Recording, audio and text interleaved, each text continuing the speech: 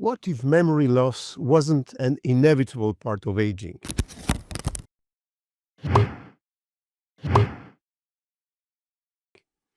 Every 3 seconds, someone in the world develops dementia, most often caused by Alzheimer's disease.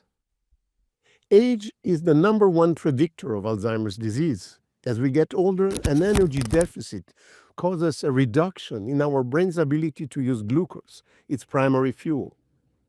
This renders neurons more vulnerable to a diversity of aggressions, including inflammations, oxidative stress, and harmful proteins, all factors associated with aging.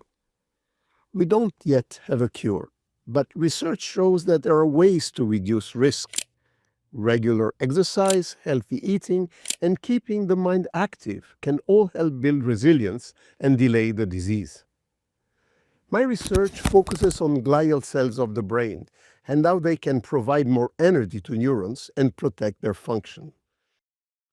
At KAUST, we are developing new therapeutic strategies to restore this energy supply. And we are combining experimental approaches and artificial intelligence to detect Alzheimer's earlier and design treatments that target the brain's energy pathways.